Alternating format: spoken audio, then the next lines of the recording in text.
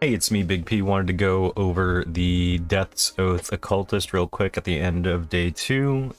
It's obviously not a Death's Oath Occultist just yet. It is a Bane Occultist, let's call it right now. Sorry, let me just move this out the way so you can see the mana. It's been pretty smooth. Let me just go over the links we got here. Ooh, Havoc just hit 100. Shouts to Havoc.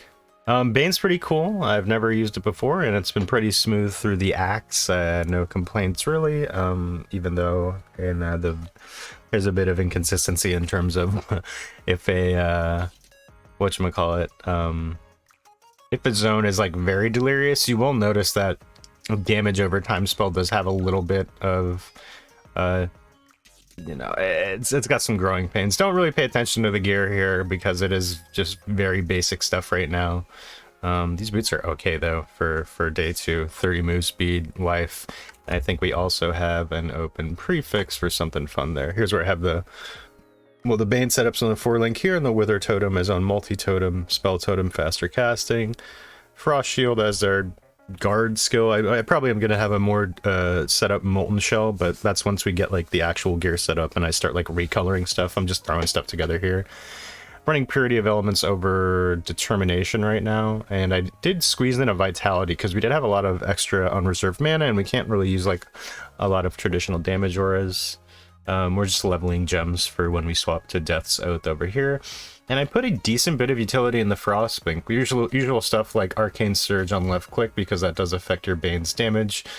Onslaught, it's really more for that second one, a 36% chance to grant...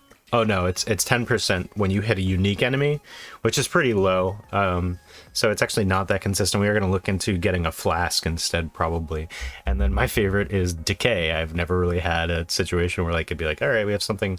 Decay actually helps us kind of clear up here and there. I will show a very basic map because now that we're in maps, we're fresh into maps, just level 69, quite nice there. It's, I don't know, let's see what level of Delirium this thicket is at, because it is a bit back and forth, I will say, depending on exactly, like 40, like what is it? 98% delirious. Oh god. I was gonna, when it's like 40, 50, 60, it's okay. You can get away with it. Let's see how it shows now, because the build hasn't been feeling very tanky. After the oh god, wow, that's miserable. Yeah, no, that entire, these are white mobs, so those should have popped immediately. We're probably gonna just run on the boss then, because oh you shoot. Oh my god, I don't know if we're gonna be able to do this map at all. That is insane. Like, I expected that, but that's because I was running like rare maps with like crit multiplier and stuff like that. We're really gonna have to take our time here, and just kind of kite stuff around. So generally speaking, the gameplay is supposed to be a lot better than this, a lot smoother, especially once you get the pops from the third lab. Yeah,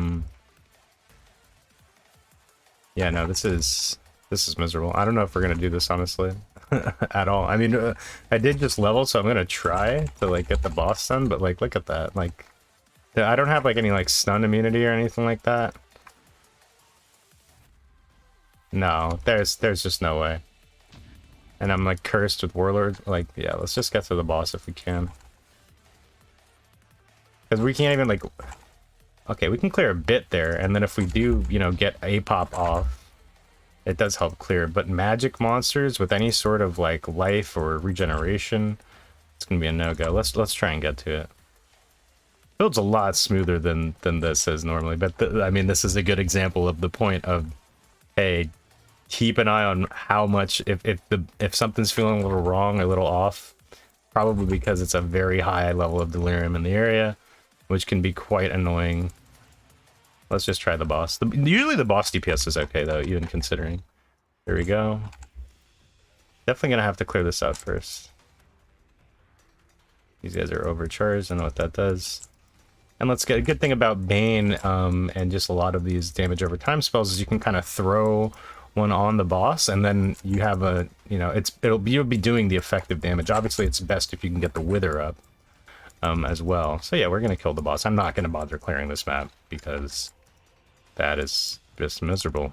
Good to know. I believe that they stay at the same level of delirium for the entire duration of the event. So yeah, just get your your thicket one and done here. I hope you weren't planning on farming this map, because that's going to be a lot trickier than, oh god, even just the ads he's spawning are insane.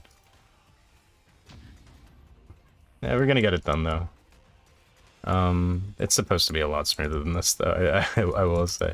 Because it's not as immediate. I think a dot build is kind of interesting with Delirium, because you'll always notice you're not one-shotting anything really, unless you're like very over-leveled. We'll get to that point eventually.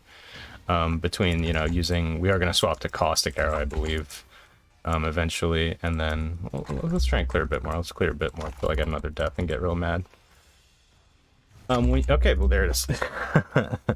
Yeah, if you have like a traditional like hit-based spell or attack or something like that, you know, if you can bridge the gap, like if you can one-shot it at 0% delirium up to, let's say like 50, 60, you won't even really notice it, because, you know, your build will still feel the same. Whereas with a dot build like this, you're gonna have to kite a lot more, and it's just like, damn, really sucks. Maybe I think we are gonna get a cast on death portal set up somewhere here, just because the huge variance now that we're in maps, because the maps themselves have variance obviously when you craft on them, but then beyond that each map is going to have a different level of delirium. Kind of have to take that in mind. I kind of, you know, I need the completion, so I'm not going to straight up like avoid a map. Probably when we get into some red tiers or something like that, we are going to have to, but we might not even get there, because the plan right now, I definitely want to get an actual Death's Oath set up. I've been seeing, I am in the trade league. I'm not doing this SSF, obviously. It's like, what is it? I'd say between like 50, 60 chaos. We have 17 right now. We'll be able to save a lot on fusings, because basically I'm just going to sell all my fusings. However, we do need to save up a lot of jewelers and chromatic orbs to color the Death's Oath plate properly ourselves. So we'll see how that goes. Basically just going to play a bit tonight to kind of get it, level gems a bit, get more setup. Maybe I will get a 5-link, or, you know, hopefully I'll drop when I don't want to waste money. I've been getting like these armor-based 5-links, which I can't really use with my spells, so it's kind of annoying. But yeah, I'll do another. I did a stream today just cleaning up the axe, and then tomorrow I'll basically try and stream as much as I can, because obviously on Thanksgiving, probably Thanksgiving late night, I'll be streaming a bit too as well. And then Friday I have another thing to go to. So Saturday and Sunday will probably be where we round out the build, hit 90, probably not 95, unless like the build just like really turns a corner and I find like a map setup that I'm really comfortable farming. But either way, we'll see. It's been fun so far. A little tricky, but, you know, these sorts of events are always kind of challenging. Not as bad as Mayhem was, I will say. If not just for the fact that there's no Delirium in the lab, thank God. Really would not like a Delirious Cesaro, or just, you know, stuff. You know, as you can see, you just get kind of swarmed, because Bane is kind of weird. You don't exactly tag the, you know, like when you walk over the little pimples that you're bursting, you know, they take a while to spawn in and become targetable. So if you cast it before they're targetable, you might think that you have them covered and they're taking a damage over time, but they're not. And so, you know, consistent coverage is definitely a sort of thing we're lacking, but that will be fixed very neatly and nicely by the Death's Oath. And I'm hoping we'll just have a super smooth mapping playstyle, and then we'll get to push. Tree looks like this right now, kind of a mess. We're definitely going to need to push into 30 strength here, and maybe even here. Maybe get we definitely have to use a heavy belt. I want to use this one. It's pretty good, but I kind of need like 50, 60, 70 strength as the roll on the belt to get that Death's Oath plate on when we get to it. But, you know, that could, the Death's Oath itself does give a lot of attributes. You can kind of toss it on and then like respec out of these points, or maybe just have like some jewelry that has a bunch of stats here, because you need 180, and I'm little bit shy right now, but doesn't really matter. We don't have the plate yet, so yeah, that's a plan. We'll see how it goes. Might not all come together, but I mean, even if you're farming like low tier maps, you know, chaos orbs and just other sort of general currency is popping out, and yeah, it'll only get smoother. It's got a lot of work to do right now, but been fun so far. So pop by the stream the rest of the week and we'll see how it goes. A lot of exciting Path of Exile stuff going down, and I'll see you in the next one. Bye bye.